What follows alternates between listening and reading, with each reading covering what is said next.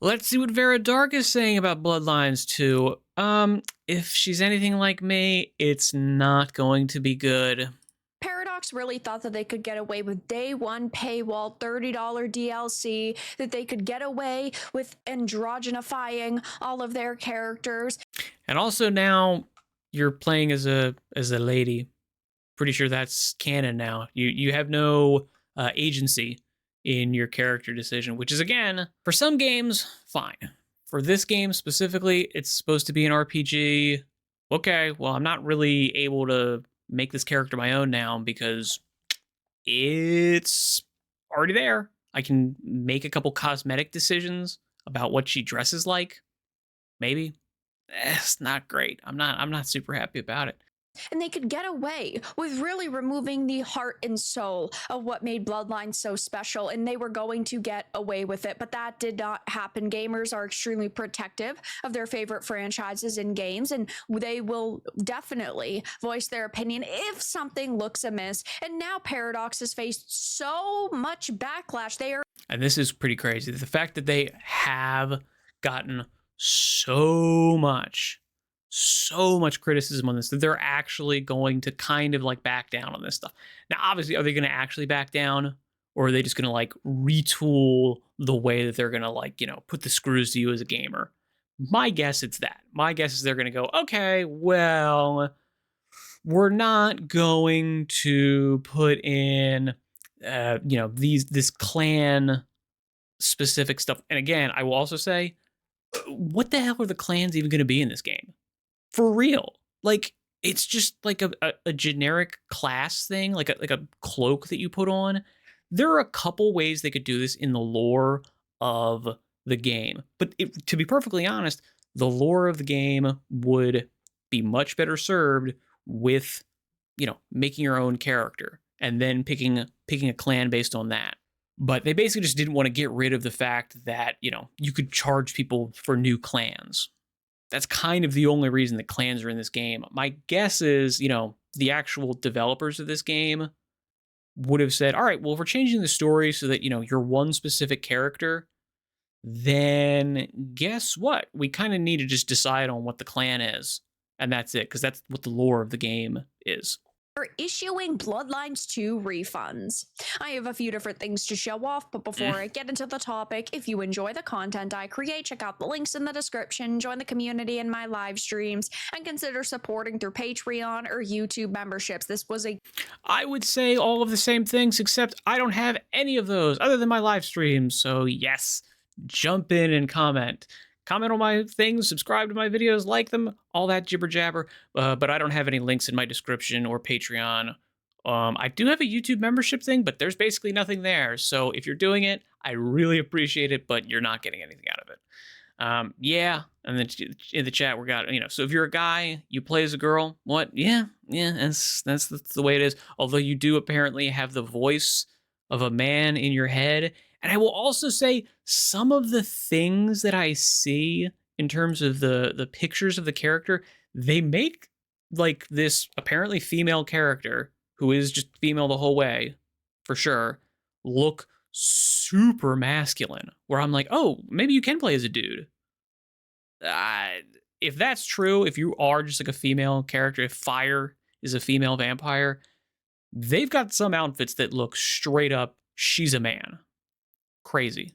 Game that was in development hell that is now going to be releasing in just a few short weeks, and it's facing major backlash. And really, Paradox has brought all of this upon themselves, from the character designs to removing basic RPG elements to, of course, now having to apologize and issue refunds over the paywalled clans. Now, it was insane that they decided in the first place. And here's the other side of this. The thing that like really makes people go nuts for this was $30. $30. Like, people freaked out when they were like, hey, $5 horse armor, right? They didn't freak out that it was like, okay, this paid DLC, like the first DLC ever, was horse armor. Like a completely cosmetic bullcrap DLC. And it's like, okay, you made us pay extra for that.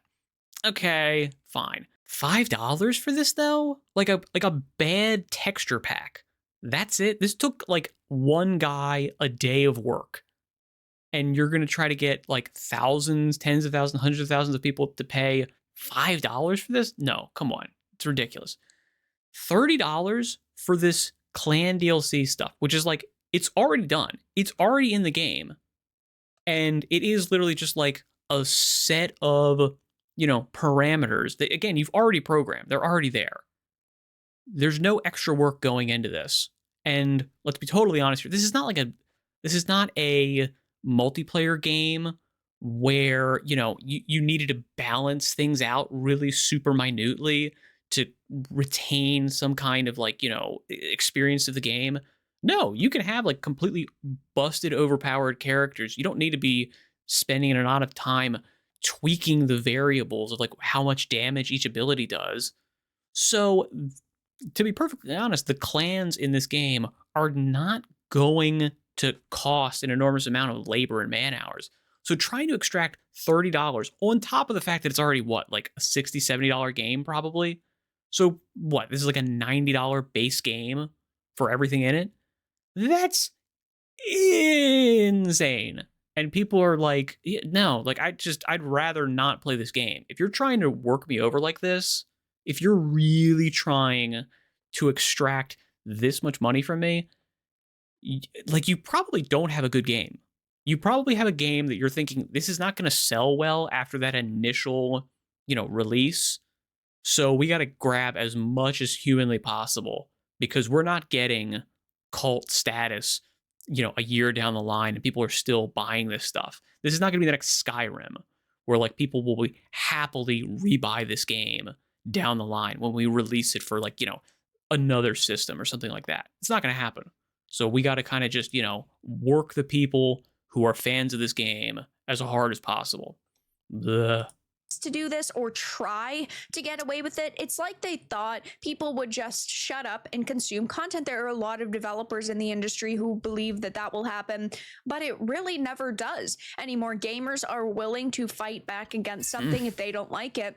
And hey, I guess it's technically good that they listened, but it's probably because pre-orders were trash. So it says Shadows and Silk was initially set to cost $21.99 separately and was included as part of the premium pre-order edition of the game. But in response to a wave of backlash, Paradox has confirmed that it's making some adjustments to that paywall. While we still don't quite know what that entails, a new post confirms that we'll get an update soon, while also stating that it's issuing refunds to anyone who bought the premium edition on the PlayStation Store.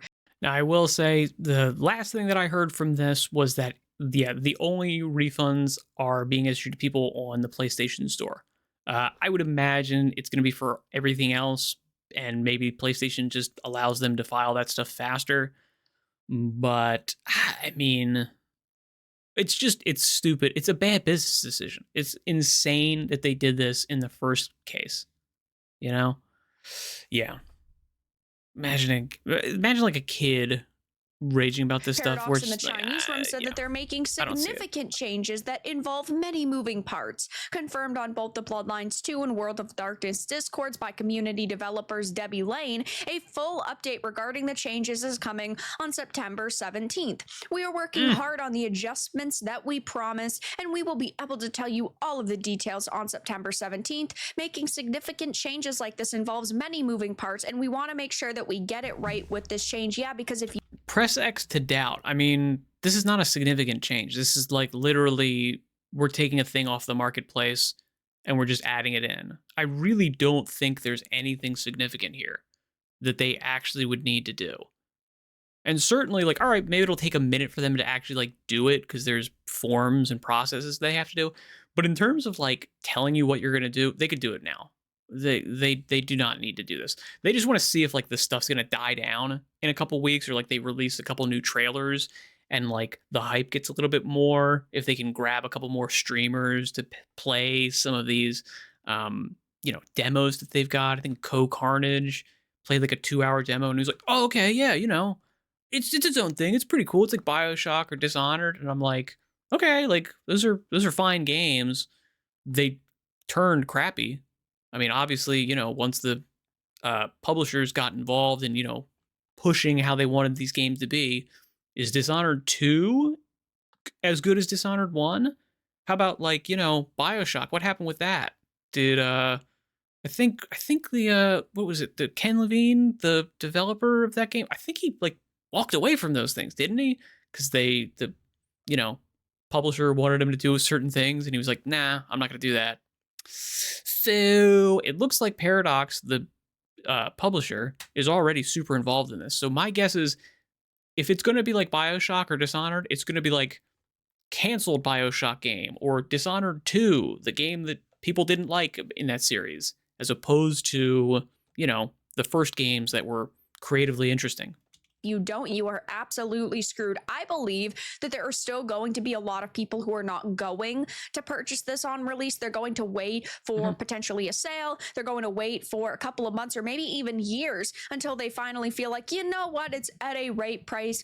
And from what we've seen so far, it hasn't gone over particularly smoothly. Now, this is a game I was excited for, but I wouldn't say it's a game that I'm jumping to play. And I feel like that's the general consensus. I think that they've made a lot of very questionable decisions. And it's also, I mean, I was in probably a slightly more excited state because I really like Bloodlines. So I was more interested in this game back when it was first announced, or the last thing that we heard about it 5 years ago. But the fact that it's been 5 years since we've heard anything about it makes me way more hesitant to think that this is going to be a good game. Again, I've mentioned Cyberpunk 2077 being like a really decent analogy for this game, where we hear about this and it's like, oh, this looks so cool. And it's from like a cool developer. And then there's delays, and then there's like behind the scenes studio stuff going on, and you're just going like, ooh, okay, this is not good, this is not good, this is not good. Do I want to roll the dice on this? I don't want to do that. With character designs and kind of modernizing this series. And it's unfortunate that it doesn't really seem to have the same flair as the first game. I know that there was a significant amount of time between these two games, which is Huge. probably why it ended up feeling so disjointed from the first. But at that point, well, so one other thing that I will mention why it feels so different is because they've totally changed the game. They've completely changed the game. The time in between certainly works against them, but they brought back initially all of the people that were like creative directors, the writers of the original game. They brought them all in for Bloodlines 2 when they first started making it. And that's why everyone was very, very excited about it, because it meant, okay, we're going to be getting a real sequel to this game. Not just, something totally different that's supposed to be set in the same world or has the same title. Now they've changed that. Now the Chinese room is developing it. And I don't have anything specifically against the Chinese room, other than to say they're kind of like a newer studio. And because of that, I don't know if they have the chutzpah, if they have the metal to go up against a really huge developer like Paradox Interactive, or if they're kind of like, you know what, we kind of have to play ball with these guys. We'll try to make creative decisions when we can, but we can't fight them on everything, because they clearly are willing to ditch a team and go for somebody else if they're not telling them what they want. And that does mean that, guess what? You're probably going to get a game that is more kind of developed by the publishers than, the creative developers, which is kind of what you want out of these games. Yeah, I mean, how you mess up a game this bad, a lot of it is mismanagement, and a lot of it is greed. A lot of it is also just like, you're mismanaging your property. A lot of it is not understanding that games like this, properties like this specifically, they are cool for specific reasons that do not appeal to everyone. Like Warhammer 40,000. It appealed to a core group of people because it was like grim, it was dystopian, it was dark, it was like violent, and that was the thing that made it really cool, because it was so different. Now, by trying to make it more appealing to everybody, they wash all of that stuff out. And it makes the property less colorful, less interesting, and certainly less authentic. And it just means that the people that were, out there who had never heard about it before are like maybe kind of interested in it because it just looks like, something that's generally likable. But it also means that nobody's going to be rabid about it. No one is going to be like losing their minds because it's more bland. There's nothing for anyone to really latch onto and make it like their obsession. In the same way that like World of Darkness, the tabletop included, but Bloodlines 2 specifically, it's going to be more bland. It's going to be more just for all ages, for everybody. And that means that the people that were your rabid fan base that were going to buy, your super insane, like $300 special editions, they're not going to do that anymore. They're going to go, okay, I'll get the base game. I'll maybe spend $60 on it, and I'm going to probably, try to do something that gets me down. Yeah, we'll see. And apparently I'm lagging and freezing up. I hope the video comes out okay. I even release it, except for the fact that you can bank off of the nostalgia and the love that the first game had, but I don't see a way that this sequel is going to live up to people's expectations. It says, though, that she states that Paradox is issuing refunds to PlayStation customers who bought the premium edition of the game, with compensation rolling out from Monday, September 8th. Players will be able to pre-order again later down the line. Anyone who pre-ordered this edition through the PlayStation Store will be contacted and refunded. So they could always charge less for it. They could end up just adding it to all editions. They could do what they should have in the first place, which is just add these clans to the game for everybody who plays it and actually allow people to unlock the clans that they want to use. Like, it really shouldn't have been that hard of a decision to go in that direction in the first place. The fact that they didn't think that they were going to face severe backlash over this is absolutely fucking mind-blowing. Just adding $30 day one DLC itself was controversial enough, and never mind the fact that you're locking basic RPG features and really clans that people were the most excited for behind a paywall is absolute lunacy, and they really did deserve all of the backlash that they got. But this is not the only reason this game has been facing backlash. Of course, just the gameplay itself hasn't particularly gone over well with people.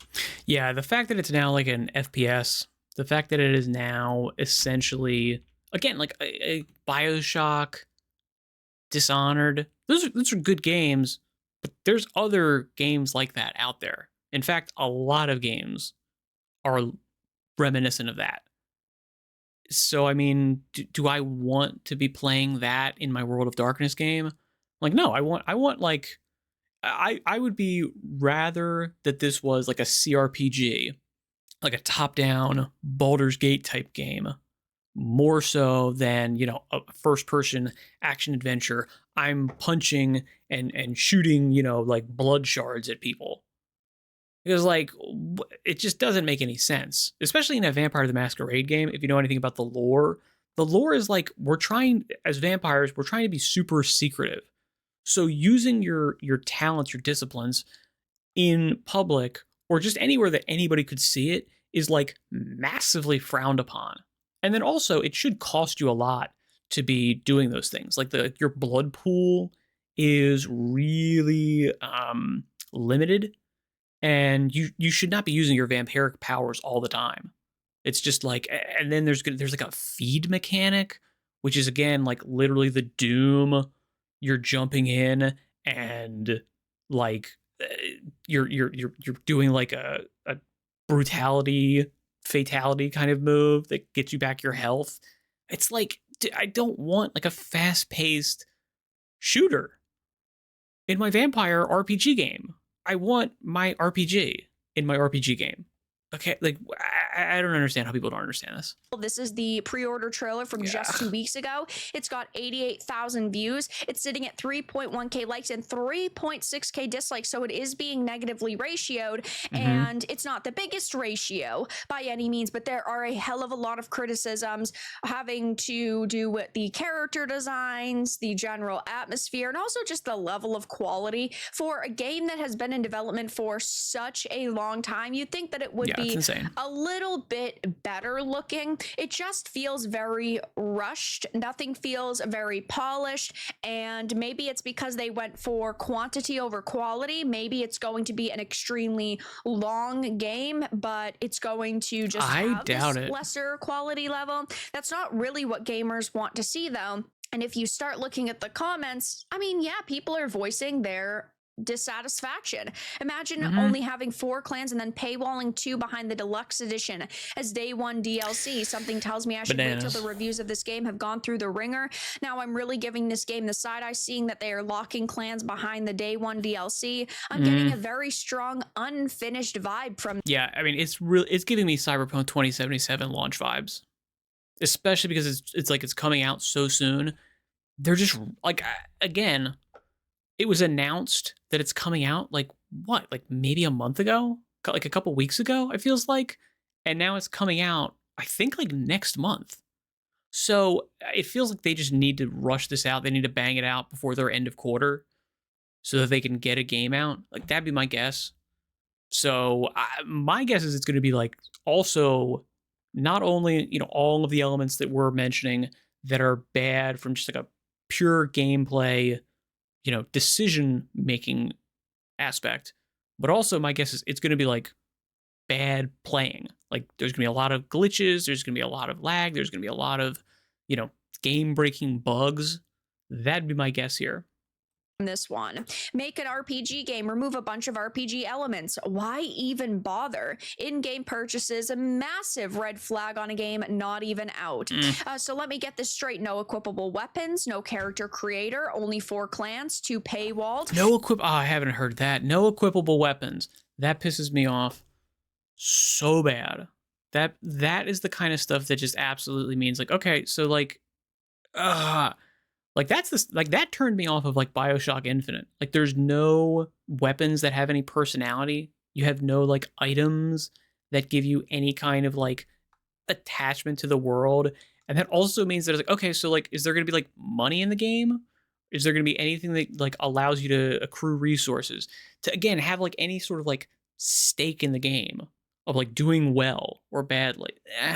Yeah, they need to fix the problem before they release the game. I mean, it would be nice. It would be nice. This doesn't feel like a sequel at all. This looks more like a Redfall DLC than a sequel to Bloodlines. And there are some criticisms here about the character designs. Now, we've been talking about this for a very long time. If you look at this image, can you truly tell just by... So maybe... Okay, so it's entirely possible now that I was wrong. But the article that I read was, you know, you're playing as a female Fire. Now, maybe I had mentioned this as a possibility. Fire could just be like V in Cyberpunk, where in which it's just the name that they gave the characters so that, you know, their voice actors could call you by a name. I get it. That's a possibility. And this is kind of making me think that. Although I will say, again, like the difference between these two, if it doesn't sound like you have character customization, and if that's the case, that I'm like, I don't know. It's just I don't know.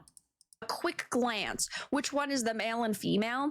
Obviously, you can tell if you really start looking and paying attention. Like the one on the left is a little bit wider, where the one on the right is a little bit slimmer. The one on the right has a very slight chest, even though you can barely tell. And yeah, these are the male and female. I will also say, if I'm just looking at this, it feels like the arms are like literally exactly the same. Like are they the same length? I feel like they're the same length, kind of. Maybe like slight, I don't know. I literally have to get like a ruler out. It feels like the arms are exactly the same length. They also look almost identical in width. Yeah, very odd. Very strange. At least Genshin Impact lets you pick a boy or girl and lets you equip any weapon you want. This game sounds rigged. They both look like males. I mean, they do. Let's be dead honest here. They both totally do. Now options in this game, which is basically Mm, just the female option in Bloodlines 2 is a guy, but skinnier. This has infuriated a lot of people. Then, if you really start looking at their faces, it's also not particularly good. I don't think that all of these character faces are god awful, but again, they went for like this okay. very androgynous character design choice. And I mean, I've talked Okay. about Maybe it I'm in the wrong here. past. Maybe I'm They wrong. were There are banning people. maybe I'm wrong here. Maybe I'm wrong. And you know what? It's just like they want to make a character that looks basically exactly the same in their trailer cutscenes. That's a possibility. That's a possibility, and that would make me understand why when I saw the trailers there were some where the character looked like a dude and some of them like a woman, and I was like, all right, well, like, what's going on? Like, where I don't understand. Yeah, but I mean, I will also say, like, dude, I don't care if my Far Cry 5, 6 first person shooter who I never see in the game has some sort of like character customization or has some like, gear that basically just is a complete like cosmetic change. I'm like, no, I want like armor that like gives me different stats. I want to be able to build out a different character. I want my RPG elements. Because of the criticisms, the community manager melted down and banned gamers from forums for criticizing these types of designs, which isn't a good freaking look. No, that's bad. And heading on over to this thread, there are tons of people saying that ain't no woman. It's a man. Isn't it like really sexist at this point? I mean, what do these developers have against women that they refuse to portray them in games? They are good at helping me save my money. We're down to body type A and body type A variant now. These people just absolutely hate women. Which one's the guy here? They're both vegan, a tough thing to deal with when you're a vampire. I'm seeing a very boring looking venture there. That's aside. If I can't make a Malkavian like Jeanette, I'm rioting. Yeah, I'm pretty sure Malkavian is not an option as a clan in the game. I'm pretty sure that's the case. Which you cannot make any sort of character in this game look anything No, like her. you can't. That's for shit sure. There's no doubt about that. This dog shit should have been shelved immediately after Mitsoda That's the and guy. Avalon got the boot. Yeah, I also think that that is a very big problem that they started giving people the boot, and they must have at that point changed the direction of this game severely. So, of course, I'll definitely be keeping my eye on Bloodlines 2, but as of right now, it's not looking good. They're facing so much backlash that they're having to backtrack, which technically is good, but it only happened because they faced backlash and they didn't apologize. It's basically like oh, all right, we need these people to shut up and swipe their credit cards, so we'll change it instead of feeling genuine and feeling We'll like see if they actually. We'll see if they actually change it. Also, cared about our feedback. But that's all that I really had to discuss in this video. Let everyone know. Yeah. So I mean, I'm following this. Some of the stuff in this video, I'll be honest, was new information to me, or like, maybe it was clarifying some stuff, which makes me think, all right, some of the criticism that I have was not 100% totally valid. I will say the main things that I was looking at are definitely kind of being confirmed here. That this is going to be a game where in which the customization options are just all cosmetic. They have no real bearing on how you would play the game. That is not good to me. I don't like that. I was always going to dislike a game that watered down the aspects of, a game that I enjoy. And I'm probably, at this point, not really going to buy it. It's giving me like Far Cry 6 vibes, where in which this is going to be like a highly marketed game that they're trying to push out. You're probably going to see a lot of commercials for this game because they want to sell it. But my guess is if you buy it, you're going to regret it. And if you do not, refund it before you lose your trial period for it, you're going to be like, I lost $60. I just basically burned $60. I'm not coming back to this game to play it. That happened to me with Far Cry 6. Yeah. Chat saying they feel bad for people who bought that. I do too. Apparently, you can refund some stuff, and hopefully this applies to everyone eventually. But I'm not really sure. Do let me know what you think about in the comments. Does Bloodlines 2, look any good? Is anything going to sell you on this game? For me, I don't think so. Good luck in all your endeavors. Looks like you're going to need it. Thank you very much for your time and attention. I'll say farewell for now.